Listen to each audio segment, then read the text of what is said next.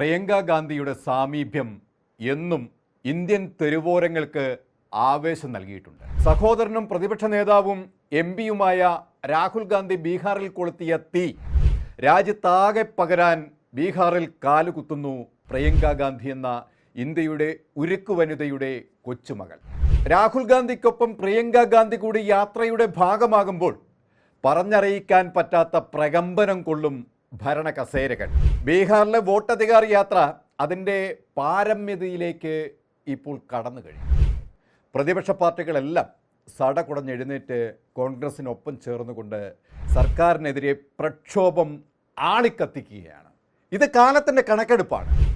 11 വർഷം ഭരിച്ച് ഇന്ത്യയെ വികസനത്തിൻ്റെ പർവ്വങ്ങളിൽ പ്രതിഷ്ഠിക്കുമെന്ന് പറയുമ്പോഴും മോദി എന്ന ഭരണാധികാരി രാജ്യത്തെ ഛിന്ന ഭിന്നമാക്കാൻ, ജനാധിപത്യത്തെ കാട്ടുകൊള്ളത്തരം കൊണ്ട് ഞെരിച്ചു കൊല്ലാൻ സർവ്വ ഏജൻസികളെയും വിഴുങ്ങി തൻ്റെ ഇംഗിതങ്ങൾ മാത്രം നടപ്പിലാക്കുകയാണ്.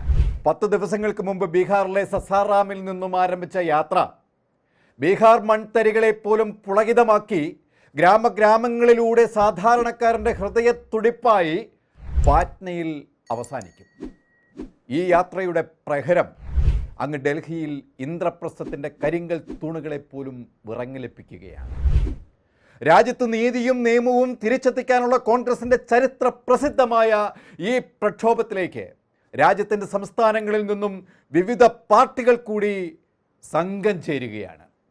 തമിഴ്നാട് മുഖ്യമന്ത്രി MK സ്റ്റാലിൻ, ജാർഖണ്ഡ് മുഖ്യമന്ത്രി Hemant Soren, Congress party general secretary Priyanka Gandhi, Karnataka, Himachal Pradesh, Telangana മുഖ്യമന്ത്രിമാരും KC വേണുഗോപാലും അടക്കം നിരവധി നേതാക്കളാണ് ഈ യാത്രയുടെ ഭാഗമാകുന്നത്.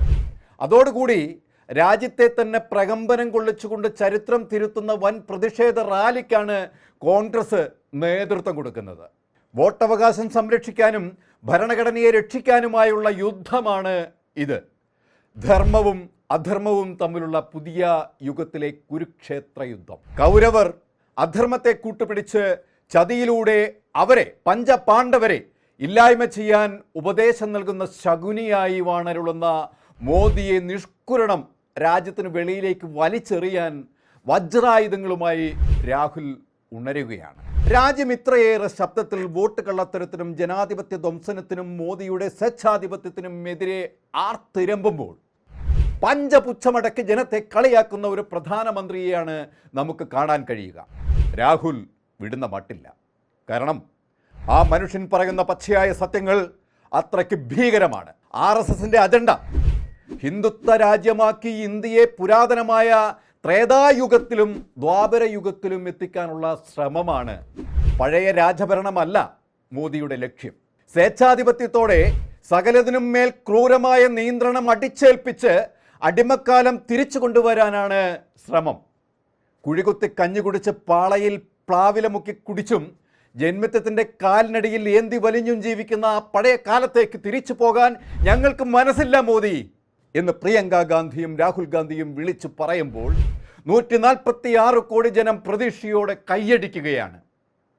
അതേ മോദി, ഞങ്ങൾക്ക് മനസ്സില്ല. ഇത് എൻ്റെ രാജ്യമാണ്, ഓരോ ഇന്ത്യക്കാരൻ്റെയും രാജ്യം.